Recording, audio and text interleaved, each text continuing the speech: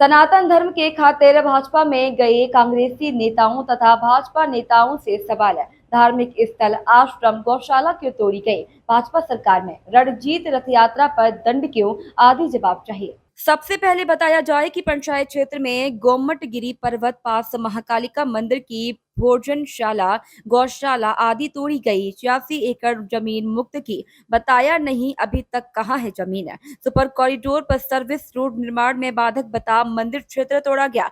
Service road आज तक नहीं बना क्यों? अंबिकापुरी एक्सटेंशन स्थित दक्षिण काली पीठ मंदिर क्यों तोड़ने जा रहा है? बावड़ी हाथ से बाद नगर निगम ने पटेल नगर स्थित मंदिर क्यों तोड़ा? सूर्यदेव नगर स्थित मंदिर नगर निगम ने क्यों तोड़ा? एयरपोर्ट रोड स्थित बापू मुराई कॉलोनी स्थित माताजी मंदिर क्यों तोड़ा?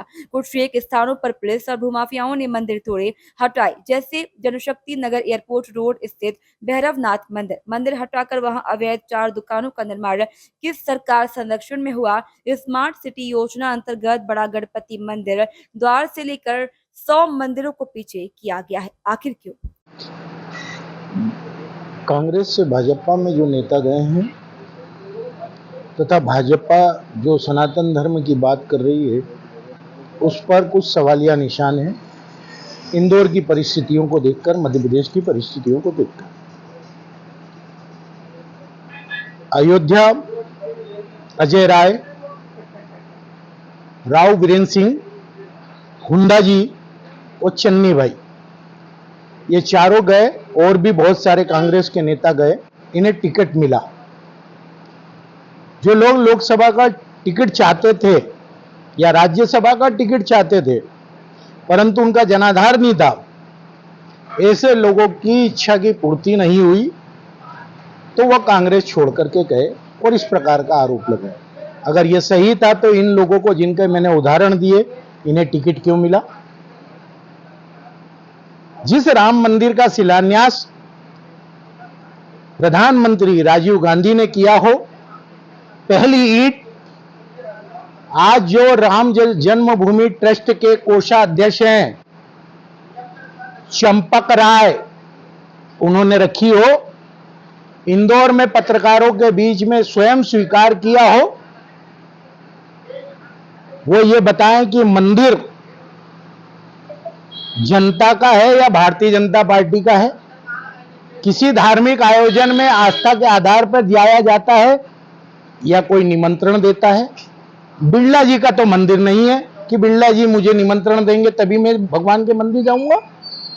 अगर ऐसा होता तो बाबा रंजीत जी के रथ यात्रा में लाखों लोग कैसे जाते? स्वस्फूर्त से जाते हैं, भावनाओं के साथ जाते हैं। अब दूसरा सवाल, इंदौर में नैनोद, गोमटगिरी, यहां पर कंप्यूटर बाबा के अधीन जो मंदिर महाकालिका मंदिर था उससे लगा हुआ अन्य क्षेत्र, आश्रम, गौशाला आदि 8 नवंबर 2020 को तोड़ी गई। प्रशासन ने कहा 86 एकड़ जमीन मुक्त की गई है। यही कंप्यूटर बाबा को राज्य मंत्री का दर्जा शिवराज सिंह चौहान ने फिर क्यों दिया था? क्या जमीन पर कब्जा करने के कारण? पुरस्कार के रूप में दिया था। उसी दिन सुपर कॉरिडोर पर एक और मंदिर तोड़ा गया। बताया गया कि इससे सुपर कॉरिडोर का रोड आगे जाकर मिलेगा, लेकिन वो रोड आज तक नहीं मिला क्योंकि बीचों बीच में एक मकान, एक किसान की जमीन ग्रेटर बाबा कॉलोनी के आगे स्थित है। उसी दिन दक्षिण कालीपीठ मंदिर, अंबिकापुरी मंदिर को तोड़ने की कवायद भी की गई थी पर नहीं तोड़ा। रामनवमी के दूसरे दिन पटेल नगर में जो हादसा, पटेल बावड़ी का जो हादसा हुआ, मंदिर तोड़ा गया। क्यों?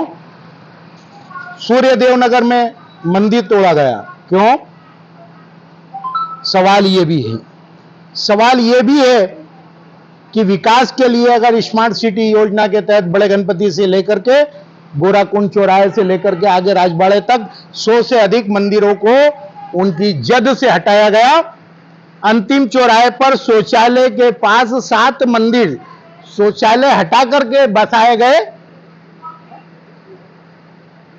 ये विकास के लिए अगर मंदिर हटाए गए तो मेरा सवाल है कि Gangwal bus stand Shivani restaurant के सामने भैरव बाबा का एक छोटा सा मंदिर जमीन के अंदर है, जिसमें ड्रेनेज का पानी और बरसात का पानी भरा जाता है, और आगे बियावानी चौराहे पर सिलावटपुरा पे घुसने के पहले एक मंदिर भैरव बाबा का और है, जिसके अंदर भी गंदा पानी और ड्रेनेज का पानी, क्योंकि इन क्षेत्रों में पानी का बहाव नहीं रहता है, भरा जाता है।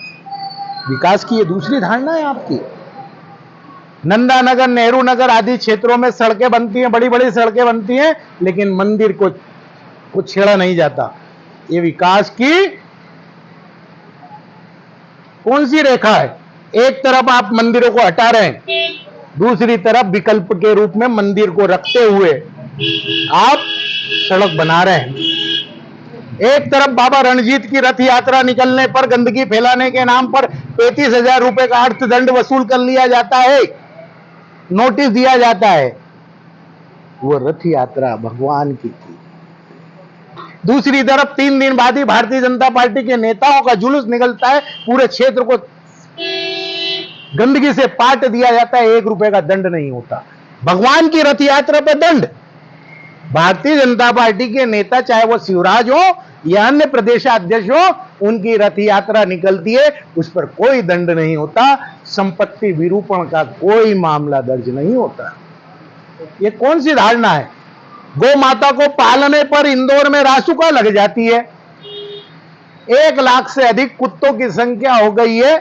मैं उन्हें शुद्ध हिंदी में कहूं तो श्वान, नसबंदी के बाद भी 65,000 से उनकी संख्या 1 लाख को पार कर जाती है, परंतु किसी भी श्वान मालिक पर कोई भी आपराधिक प्रकरण नहीं होता, लेकिन गौ माता को पालने वाले पर रासुका लगाई गई है।